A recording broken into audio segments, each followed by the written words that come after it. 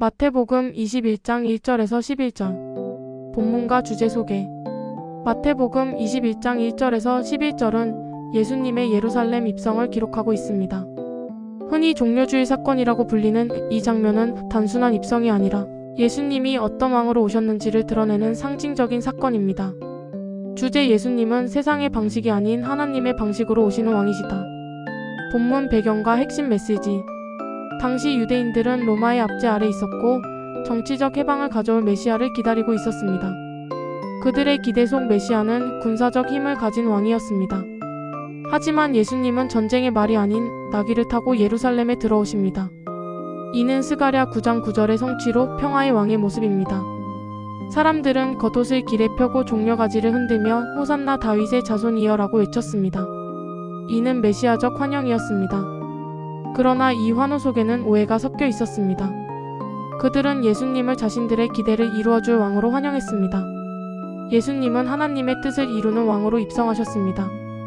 핵심 메시지 하나님의 구원은 인간의 기대 방식이 아니라 하나님의 방법으로 이루어진다. 본문 묵상. 1. 준비된 순종 속에 이루어지는 하나님의 계획. 예수님은 나귀를 미리 준비하게 하십니다. 이는 우연이 아니라 의도된 행동입니다. 하나님의 일은 즉흥적으로 이루어지지 않습니다. 구원의 역사조차 치밀한 순종 속에서 진행됩니다. 우리 삶 속에서도 하나님의 일은 감정이나 분위기가 아니라 작은 순종의 과정 속에서 이루어집니다. 2. 환호하지만 이해하지 못하는 군중. 사람들은 호산나를 외쳤습니다. 하지만 이 환호는 십자가 앞에서 십자가의 못 박으라로 바뀌게 됩니다. 이 모습은 신앙의 위험을 보여줍니다. 하나님을 따르는 것처럼 보이지만 실제로는 내 기대를 따르고 있을 수 있습니다. 예수님을 왕으로 맞이했지만 그 왕이 어떤 왕인지 이해하지 못했던 것입니다. 3. 겸손으로 들어오시는 왕. 왕이라면 말이나 병거를 타야 했습니다. 하지만 예수님은 나귀를 선택하셨습니다. 이는 능력의 부재가 아니라 의도된 겸손입니다. 예수님은 정복의 왕이 아니라 구원의 왕으로 오셨습니다. 힘으로 세상을 바꾸지 않고 십자가로 세상을 바꾸시는 왕이십니다. 오늘의 묵상 정리. 예수님은 내가 기대하는 방식이 아니라 하나님의 방식으로 내 삶에 오신다. 나는 종종 문제를 해결해 줄 강한 하나님을 원하지만 주님은 관계를 회복하시는 평화의 왕으로 오신다.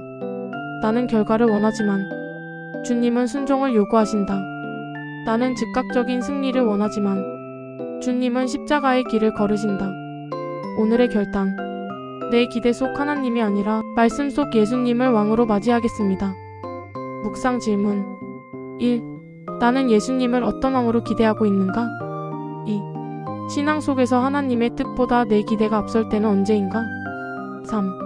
겸손한 왕으로 오신 예수님을 삶 속에서 어떻게 맞이할 수 있을까? 구독과 좋아요를 눌러주시면 더 많은 분들과 이 묵상을 공유할 수 있습니다. 감사합니다.